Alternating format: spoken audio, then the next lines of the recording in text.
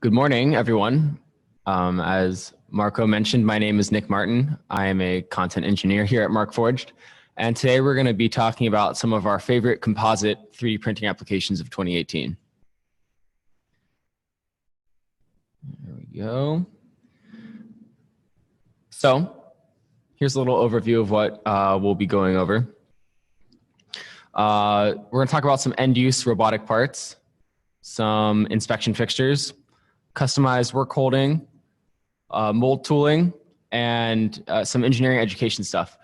And each customer example is going to offer a look into how Markforged has expanded the uses of 3D printing in the entirety of the manufacturing cycle. So whether it's functional prototyping, tooling and fixturing, all the way to end-use parts.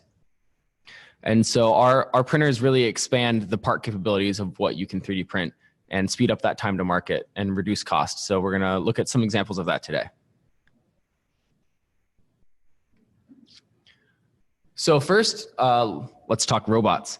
Haddington Dynamics is a company that uses a Mark II, and this is actually one of my favorite applications of our printers. Basically, one of their founders has a background in supercomputing, and they wanted to utilize that background to make an easily trainable, really accurate open source robotic arm. And so this is going to require parts that are both really low weight and also have a really high stiffness. And so this on the slide is a screenshot of the CAD of the open source robot that they make called Dexter. And you can actually, this is a screenshot directly from their website. And so to increase the manufacturability of this arm, while really remaining committed to that open source philosophy, they decided that they were going to 3D print the majority of the arm. And so here's a picture of a 3D printed part from one of the original arms that they made for one of the first versions of the robot. And it was a really great option because it made this robot more accessible. Anyone with a 3D printer could print these parts and made it a lot easier to manufacture as well. But it raises one issue. So as I mentioned, this robot would require a really high stiffness because it's designed to be a precision machine. And they printed these parts out of PLA. This orange part is out of PLA, which is one of the most common 3D printing plastics, but they found that it wasn't nearly strong enough for their needs. So right here, this is a little popsicle stick that's printed out of PLA. And you can see that you can just snap it into very easily. And so that wasn't working out well enough for them. So what they decided to do was hand reinforce these PLA parts with carbon fiber. So they would order these carbon fiber pieces and leave spaces in the parts in their design for these to be inserted after the print. And they found that this actually did give the robot adequate strength, but it resulted in a really clunky 800 part design. And so this assembly, as you can imagine, took days, about a week actually, to assemble these 800 parts. So they decided to purchase a Mark II, which is our desktop series composite printer. And so with the ability to reinforce these parts with continuous carbon fiber, they were able to simplify the design and have parts ready for use right off the print bed. And so the reason they were able to do this is because continuous carbon fiber has a strength to weight ratio that's higher than aluminum. And so these composite parts could meet their stiffness and strength needs while remaining extremely light. So I have some examples with me. So this right here is an example of a pulley that they printed on a Markforged printer. And here's a coupling right here. And these parts are all reinforced with continuous carbon fiber. And I have a bunch of them here with me that I just printed these a couple weeks ago. And here, I don't know if you can see, if it's zoomed in enough to see this, but this shows the routing of the carbon fiber on the inside. And so this is one of the couplings, and you might be able to see there that shininess on the inside is that continuous carbon fiber. And so what this allows is this is a popsicle stick with the same dimensions as that PLA stick. And I can bend this as hard as I want. I've been passing this around the office to see if anyone's able to break it, and no one has yet. But this, you can see I'm really cranking on it, and there is barely any deflection. And so this continuous carbon fiber gave them the performance of when they were actually hand inserting these carbon fiber pieces into it. And what this allows them to do is have a robot, that has repeatability of 30 microns, which is about 1,000th of an inch in 3D space, which is just unbelievable. And so here's a video that I can show you. And in this video, you can see that he has these two robots, and one of them, he is training the robot on the left of that video. He is training by moving it around with his hands. And the robot on the right is following the movements that he is directing it. And so what's going to happen is he's going to finish training this robot through this movement. He's going to keep doing it all the way till he's done. And then what he can do is play back what he just trained the robot to do. So this is super useful for pick and place machines, CNC, other manufacturing, to have the ability to have this really high repeatability in a robot that you can train with your hands. You don't need to know a coding language to be able to do this. And so you see that this robot is mimicking what he had just trained it to do. And it can take up to a 3 kilogram payload with that 30 micron accuracy in 3D space. You should check out their website. They have a lot of really cool videos like this that show off their capabilities. And this robot, as I mentioned, is almost completely printed out of our carbon fiber reinforced parts. And so last note on Haddington, in addition to like really leveraging this rigidity, they can print like super complex parts. They print their own optical encoders, and their cycloidal drives, which is just the transmission of this robot, is almost completely printed out of our parts as well. So actually, let me just pitch in here really quickly. If anyone wants to see one of these robots, if you have the opportunity to go to CES, we will have a booth there, a Markforged booth, and we're going to bring one of these with us to the booth. Yeah, you should definitely stop by. I'll be there. Clyde will be there. We'll have a robot arm there. So you can come check us out. All right. So next up, we're going to talk about a company called Lean Machine. And so they're a metal fabrication company, and they utilize a 5-axis CNC mill. And this performs different metal fabrication processes. And one of their projects entails taking really long pieces of extrusion and machining the ends of it. And so this stock, as you can imagine, it has to be secured in multiple places to keep it rigid and in place when they machine it. And so what they did, this is a rendering of their setup. You can see that they have a bunch of off-the-shelf vices lined up. And what they do is they secure this really long stock in those vices. And they're shown in gray and blue in this rendering.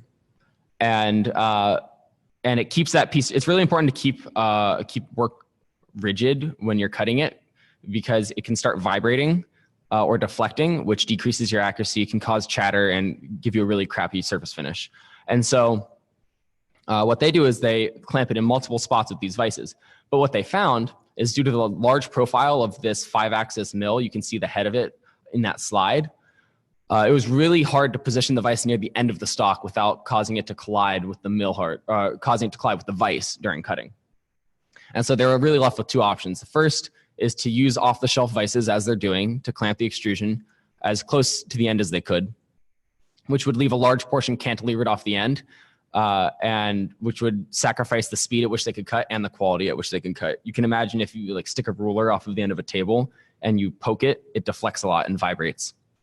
And so that's what they want to avoid. So that's not really a great option. Secondly, they could create their own custom vices, which would allow them to create one with a smaller profile so they can actually clamp it on the end of the stock to keep it from having that cantilever action. But machining a new vise is pretty counterproductive, considering the fact that it would take them as much time and manpower to design and machine as it would to do the actual project. So that didn't make much sense. But when they received their Mark II, they found that continuous fiber reinforcement provided stiffness and strength that was high enough to print parts for a custom vise. And so this offered them a viable way to fabricate the vise because you don't have to do any cam and it can print overnight without any supervision. So they catted it up. This is a rendering of the vise that they started to create. Every part in black is printed on one of our printers. There's about 24 3D printed parts in this vise. And then they threw it in Eiger, which is our slicing software. Some of you may have heard of it before.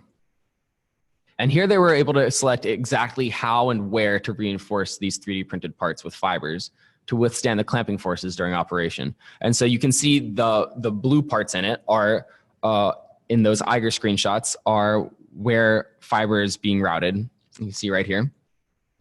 And then they threw it on the printer. So this is a photo being taken as the parts are being printed. This is from an angle above the print bed.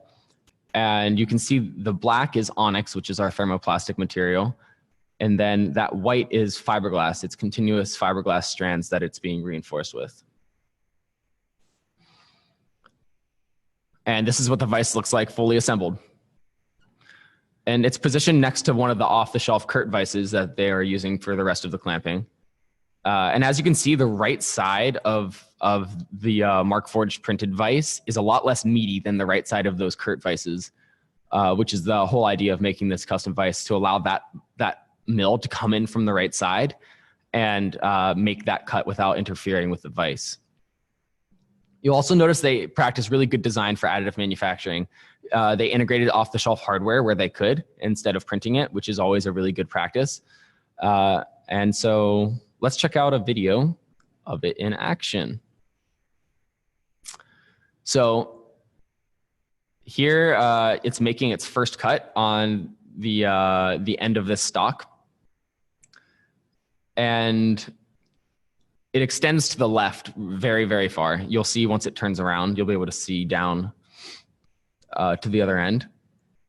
So this mill makes its first cut and then it turns, and I'll pause the video really quickly right here. So you can see that this stock extends really, really far up to screen right. And you can see all the Kurt vices that are clamping the stock. And then on the bottom of the screen is their custom vise. And what you're gonna see here is as the mill comes in to make its second cut, it can get really close to the end of this piece of stock so that it can make that cut without that end being cantilevered off. So here it comes in, and you'll see on the right side, it's getting really, really close to where that vise is. This is where this custom vise is really helpful. And they're able to make these really quick, really accurate cuts.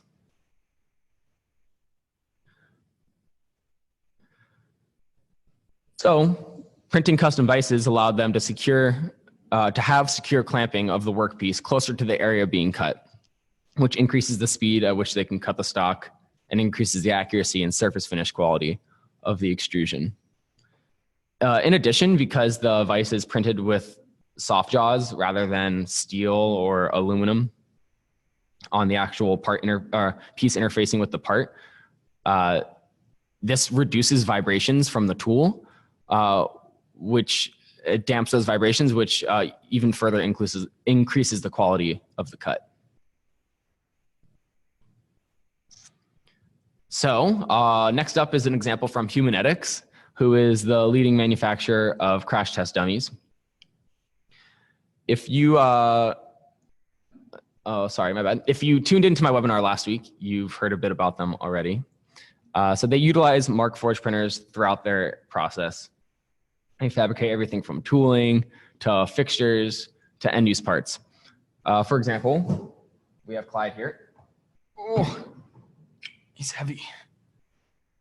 So the skeleton of Clyde is printed out of Markforged parts. Every black part that you see here, his ribs, his arms, hands, his legs and feet that you can see there. And a lot of their parts they reinforce with Kevlar to give it some realistic strength for the dummy. And this is Clyde, as we introduced him earlier, and they were kind enough to give us Clyde so we can show people. But maybe I'll have him join me on the rest of my webinars too. Oh, all right. Anyways, so the part we're focusing on today is not Clyde, although we love him very much. What we're going to talk about is the neck ring. So this part is really crucial in protecting the electronics of the dummies. So during a crash, they want to make sure that no debris or anything gets in through the hole that occurs around the neck area. And so they have this really complex shaped neck ring. As you can tell probably from the picture, this isn't a 3D printed part. It's fabricated in a thermoset mold, meaning the material is injected into a heated mold to get the desired geometry. So before Markforged, they made these molds out of silicone, which did the job, but wore out quickly and had to be remade. They considered having one machined out of aluminum, but this would cost thousands of dollars and take weeks, if not months, to receive. So what they did is they purchased an industrial Markforged printer, the X7, and then engineers at Humanetics tried 3D printing the molds. So I have one with me today. And so it's a two-piece mold. And if you look inside, you can see that neck ring shape. And it's pretty complex. This mold is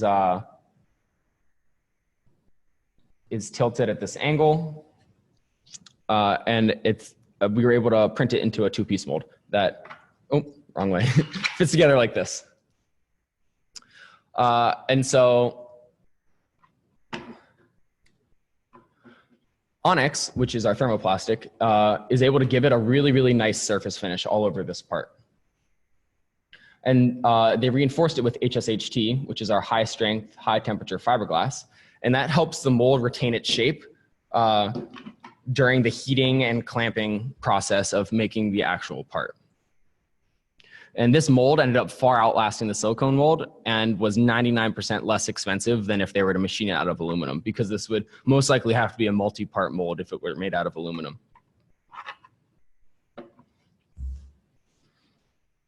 All right, so next up, we're going to talk about J.J. Churchill. So they're a manufacturer of jet engine components. And one of their parts is a turbine that has specs with really, really tight tolerances. So because of these strict dimensioning requirements, the turbines are inspected closely with something called a coordinate measuring machine, or a CMM for short. And so you can see the end effector of the CMM in this picture on the slide. And basically, the machine knows the precise location of its end effector, and therefore it can make really accurate measurements of the part as it touches multiple points on its surface. So during this process, it's critical that the turbine not move or deflect. This is typically achieved through a custom aluminum CMM fixture that the part is clamped into. But as you may guess, based on the theme of this presentation so far, custom machining the fixtures is expensive and time-consuming. It costs them about $2,000 per fixture and had a lead time of about 2 weeks. So they decided to 3D print it. Typical 3D printing materials would not stand a chance at holding this turbine in place. But when they reinforced it with carbon fiber, this part, which printed on a Mark II, was stiff and strong enough to replace aluminum for 80% less money and in 70% less time. Another added benefit of printing this part is, as I mentioned earlier with the lean machine example, is Onyx is non-marring, meaning that if you clamp a metal part with Onyx, it's not going to deform or scratch the surface of that metal. And this is really important in fixturing for inspection, because you're trying to see if the part is to spec. And if you're marring the part during that and ruining the part, it defeats the whole purpose. And before, they found, J.J. Churchill found that when clamping it into the aluminum, sometimes they deformed the part or scratched the part and had to completely toss it, and it wasn't even working. So they found that when they 3D printed it, they never marred the part, and they actually got higher yield on their manufacturing during the inspection process. So our last customer example is from a high school, actually. The first robotics team at Hunter College High School uses a Mark II to print parts for their robot that they use in competition. Continuous carbon fiber reinforcement allow them to 3D print the parts for their drive system. And these are all the parts in their drive system included in this picture. And here's a picture of it assembled. This is what's called an omnidirectional drive, meaning that it allows the robot to drive in any direction independent of the way that it's facing. And the students reinforced the parts with continuous carbon fiber, which allowed them to 3D print pieces of the drive they would otherwise have to machine. And I really like this example because it's not, we give a lot of examples of companies saving time, saving money, getting to market faster, which is all good and great. But this is an example of just allowing easier access to engineering education to a high school through more advanced tools in 3D printing, which is a really cool thing to see.